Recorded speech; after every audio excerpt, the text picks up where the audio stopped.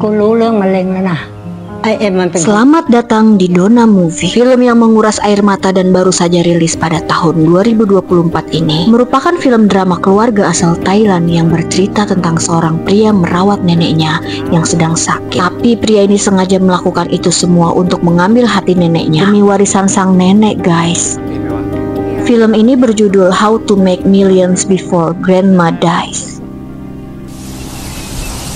Di awal cerita kita diperlihatkan oleh seorang nenek yang sedang berdoa di makam orang kaya. Kebiasaan itu dilakukan oleh sang nenek karena suatu hari nenek juga ingin dimakamkan di tempat yang bagus. Padahal guys, orang tua si nenek itu dimakamkan di tempat yang biasa saja. Beliau juga sering mengajak anak dan cucunya berziarah ke makam keluarga untuk mendoakan keluarganya. Ada salah satu cucu nenek bernama M yang bercita-cita menjadi gamers. Sebenarnya si M ini anak baik guys, dia cuman males karena neneknya tuh sering ngomel-ngomel. Suatu hari kesehatan neneknya menurun, tapi jika neneknya harus dirawat, artinya harus ada seseorang yang merawat sang nenek. Hal tersebut memicu perdebatan antara ketiga anaknya tentang siapakah yang akan merawat sang nenek.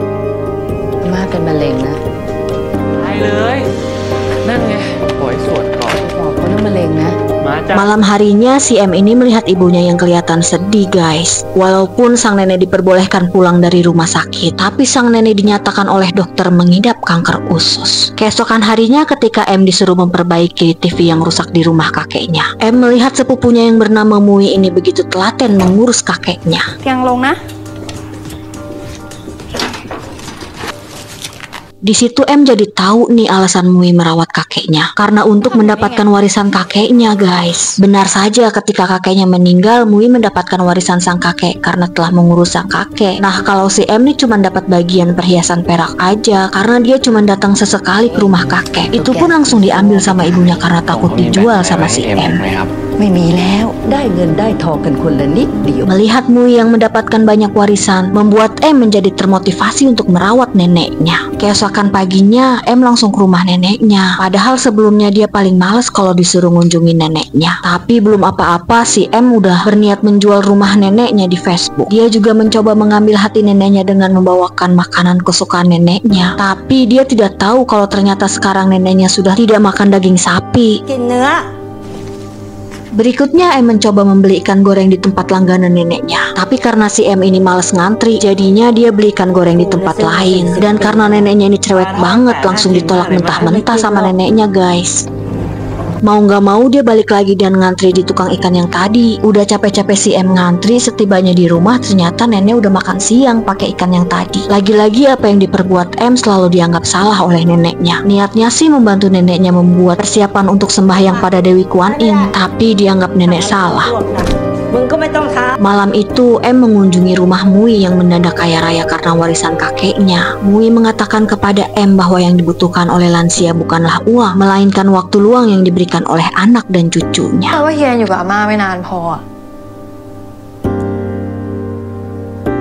Akhirnya M berniat pindah ke rumah neneknya. Dia juga menjual komputer kesayangannya untuk biaya hidup di sana. Tapi ternyata nggak gampang buat pindah ke rumah nenek, yang membuat M mau tidak mau berkata jujur mengatakan bahwa neneknya terkena penyakit kanker.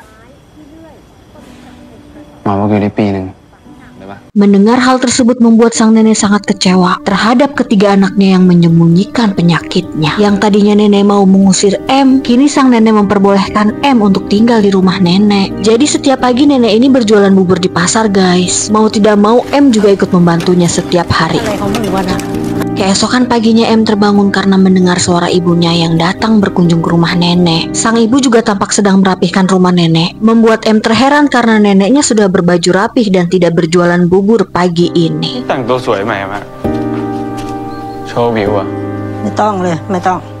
Padahal setiap hari Minggu memang ini adalah kebiasaan nenek untuk mengadakan perkumpulan keluarga di rumahnya. Emang dasar si M-nya aja yang dari dulu gak pernah hadir dan gak peduli dengan acara ini.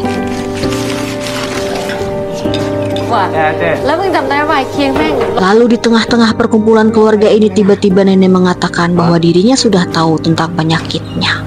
Kini suasana di rumah nenek berubah menjadi kesedihan karena seluruh anggota keluarga mengetahui jika usia nenek hanya tinggal 1 tahun lagi. Untungnya ketiga anak nenek berlomba-lomba untuk memenuhi kebutuhan sang nenek, sedangkan Ibu M yang hidupnya pas-pasan bersedia untuk merawat sang nenek. Mendadak suasana berubah menjadi haru karena nenek merasa walaupun anaknya sering bertengkar, tapi tujuan utamanya adalah membahagiakan sang nenek.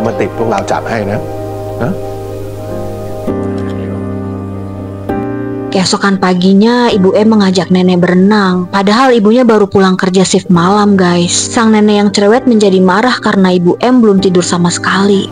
เดือดร้อนกูทุกที งกทุกวันไง แล้วเป็นไงอ่ะ ดูมึงสิ แต่มันจะว่างพาม้าเปล่า Sang nenek marah karena mengkhawatirkan Ibu M. Ibu M bekerja keras mencari uang tanpa suami untuk menghidupi M. M berusaha meyakinkan ibunya untuk tidak khawatir siapa yang mengurus nenek karena M mulai sekarang akan mengurus nenek. Keesokan harinya M meminta bantuan Mui untuk mengantar nenek kemoterapi. Mereka sengaja berangkat pagi-pagi buta untuk mengantri BPJS. Walaupun udah berangkat pagi, ternyata antriannya panjang banget, guys.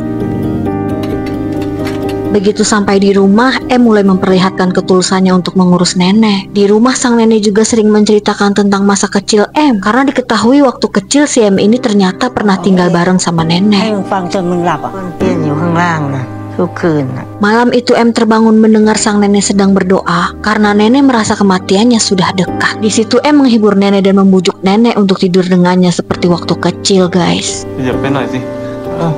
Setiap hari nenek masih berjualan bubur seperti biasa, tapi kesehatannya menurun, guys. Dan pagi ini saat mereka sudah mempersiapkan jualannya, sang nenek malah tidak bisa turun dari tangga. M menyuruh nenek untuk membatalkan jualannya, lalu membantu memandikan sang nenek.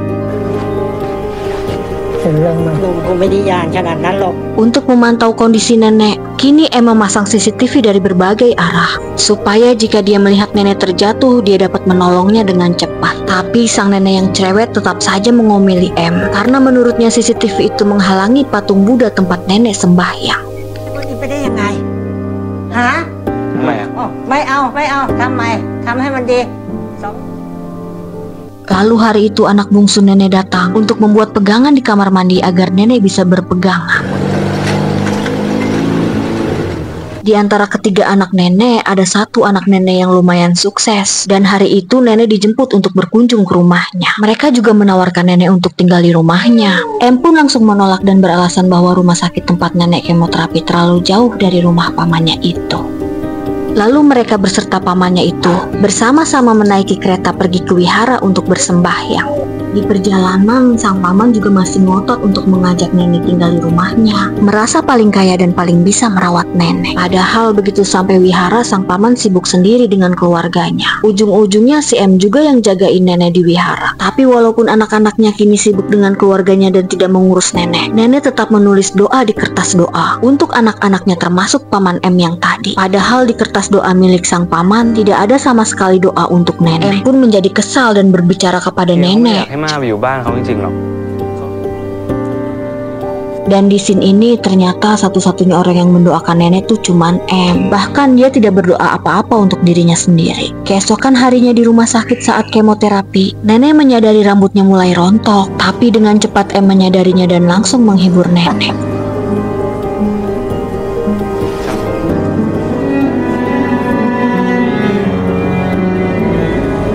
ไปพักผ่อน Semakin hari kesehatan nenek semakin menurun, tapi justru membuat M dan nenek semakin ส akrab. องเด้งมาเลย มึงมาอยู่นี่ก็ดีเนาะ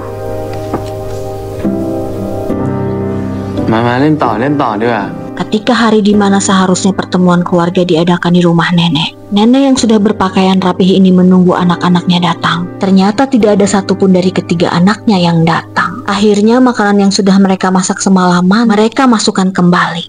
Dan pada saat itu nenek bertanya kepada M karena tabungannya di toples telah hilang. Untungnya si M udah pasang CCTV. Dan ternyata yang ngambil uang nenek adalah pamannya yang waktu itu memasang pegangan di kamar mandi. Atas suruhan nenek, M langsung mendatangi ke rumah pamannya. Dan dengan bukti yang M bawa, akhirnya pamannya mengakui. M sangat marah karena dia tahu betapa susahnya neneknya mencari uang dari berjualan bubur setiap hari. Tapi mendengar cerita pamannya yang sedang terlilit hutang, M mau tidak mau memberikan perhiasan perak miliknya yang dulu pernah diwariskan oleh kakeknya. เงินแท้แม่ได้หลายหมื่น โอ้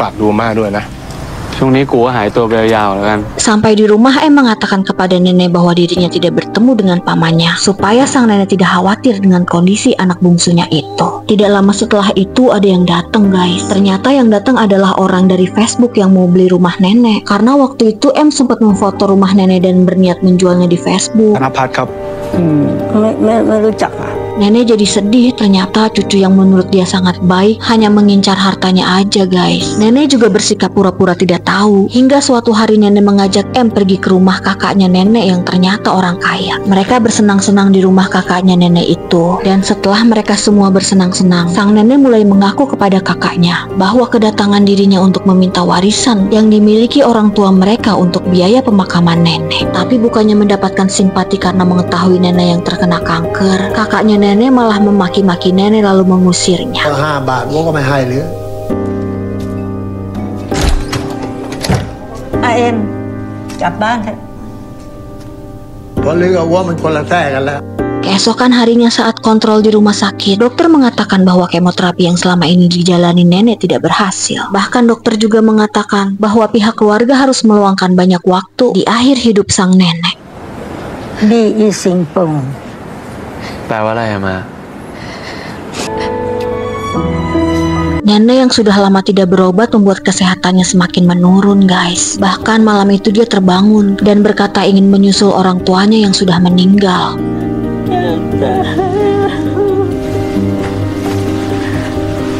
M langsung bawa nenek malam itu juga ke rumah sakit. M juga mengabari untuk mengumpulkan semua anak-anak nenek. Tapi sang paman bukannya menanyakan kondisi sang nenek, dia malah justru menanyakan keberadaan sertifikat rumah nenek. Nah di sini si M tuh nggak tahu kalau ternyata nenek sudah memutuskan bahwa rumahnya akan diwariskan ke paman Soe. ชื่อเลยนะ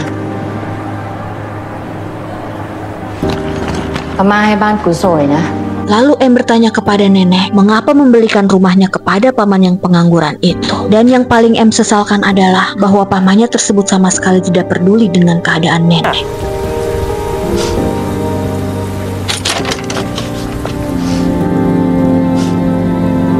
Lalu M pulang ke rumah dan sang nenek tinggal sendirian di rumahnya. Walaupun begitu, M masih sesekali memantau CCTV yang dia pasang. Barang-barang nenek sudah dikemasi karena rumahnya akan dijual paman untuk membayar hutangnya. Bahkan pamannya sama sekali tidak ada yang mengunjungi nenek. Dan M melihat nenek sangat kesepian melalui pantauan CCTV. Hari itu M sangat marah karena mengetahui neneknya yang sedang sakit dibawa ke panti jompo oleh pamannya. M datang mengunjungi sang nenek yang kondisinya semakin parah bahkan hampir tidak mengenali M.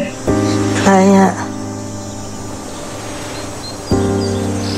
M yang sangat sedih melihat kondisi nenek lalu mengajak nenek untuk tinggal bersama M di rumah M dan ibunya. Walaupun di rumah M sang nenek sering berantem dengan ibunya M, tapi si nenek berkata dari dulu dirinya ingin dirawat oleh anak perempuannya itu. อยู่ตลอดเลยอยากอยู่กับมันมากที่สุดเลยนะ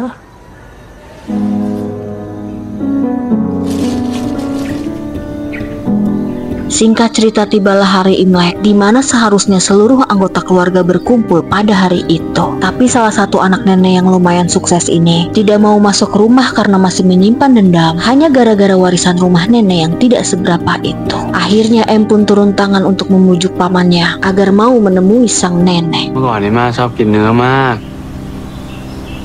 เราจะไม่กินเนื้อตลอดชีวิตอาม่าเลยเอาปู่ไว้ฝากกับเจ้าแม่กุนอิม Setelah dibujuk akhirnya sang paman mau menemui ibunya yang sedang sekarat tersebut. Sayangnya sang nenek sudah dalam keadaan tidak sadar.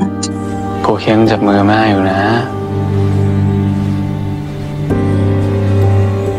มาโชคดีมากนะ Malam harinya setelah perayaan hari Imlek, M memeriksa kondisi neneknya karena dia berharap neneknya akan sadar. Benar saja neneknya tersadar, tapi hanya untuk mengucapkan salam perpisahan untuk selamanya.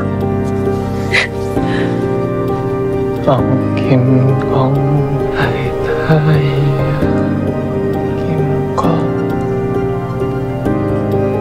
หาบุญหาบัวไหลของเอง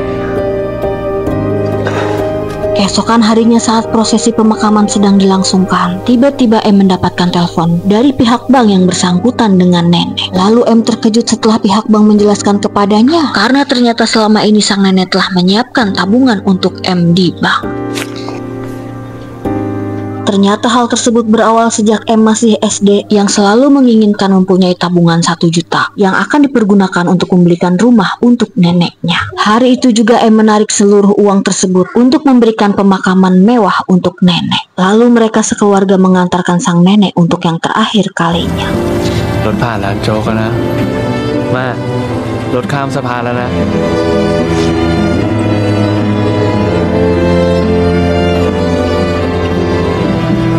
ถึงบ้านที่เอ็มซื้อให้มาแล้วนะ